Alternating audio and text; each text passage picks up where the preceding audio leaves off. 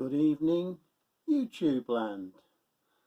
The reason I'm making this video is because I'm trying out this idea of stories, which sounds quite good really, because whatever I say is going to disappear in about 5 or 6 days, I believe. Poof, like a puff of smoke. So that's handy. So if I say something incriminating now, I'll get away with it, hopefully.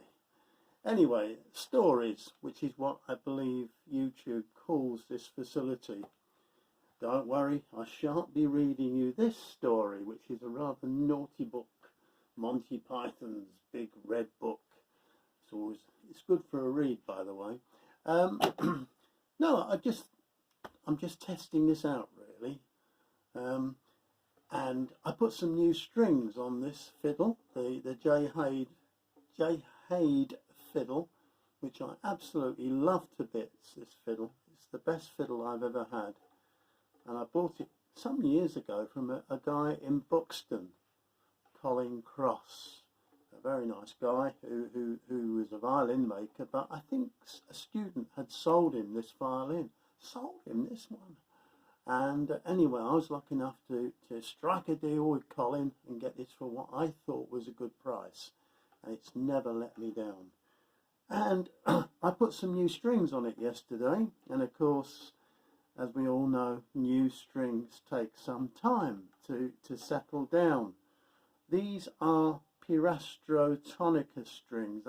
I tend to use those strings quite a bit, basically because they're cheap and they don't sound too bad. I'd love to use more expensive strings, but they're so expensive to try out different types to work out what works and what doesn't. And a few of my pals down at the local session, we kind of recommend things to each other about different strings and things, and we all kind of concluded that these were good value.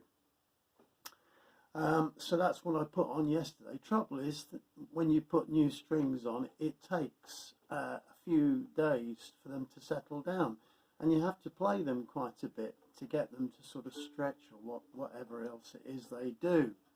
Anyway, this doesn't sound too bad now.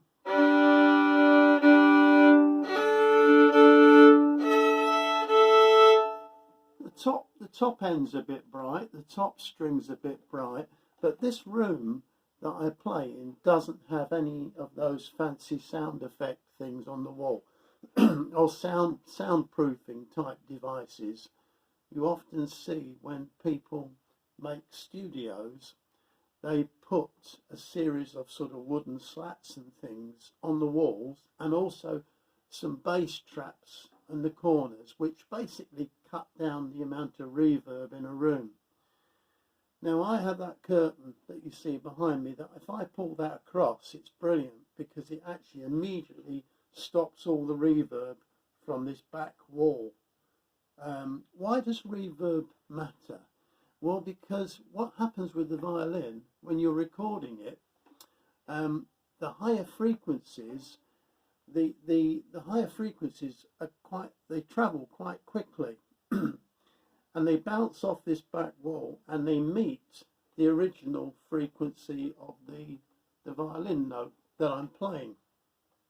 So they have the effect of blending together, they modulate together, that's I think the correct term, and it kind of increases the amplitude, the volume of the higher pitched frequencies.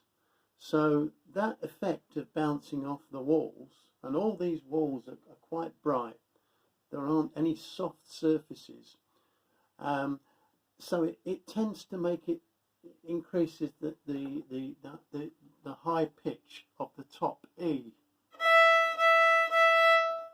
So what it means I have to do is compensate for that. When I do a recording, I have to EQ it, and I basically have to look for a peak in the higher frequencies, about 3K usually, and I usually just bring that down a notch just to take out those reverb frequencies. Now if I pull that curtain across and put the other curtain across, which goes over the window, it tends to reduce the higher frequencies and makes this a better room for recording in. Of course, it would be ideal to have a perfect recording studio, but as we all have to use the space that we've got, then that's what I do. I'm rambling on now. Let me just try playing a few notes to see if it's settled down.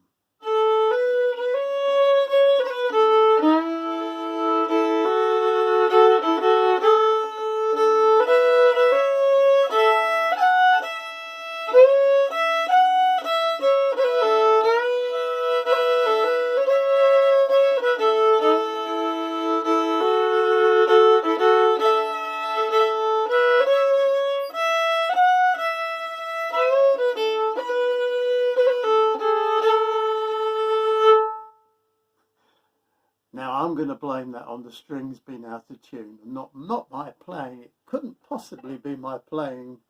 Anyway, just thought I would try this story idea out. It seems quite a good idea. It's a bit like Instagram really, but it disappears in about 7 days. So that sounds good by me. Then nobody can come back and say, but you said, because the evidence has disappeared. Okay, well, thanks for watching. I hope I haven't bored the pants off you. Have a nice evening, and I'll see you again soon. Bye-bye.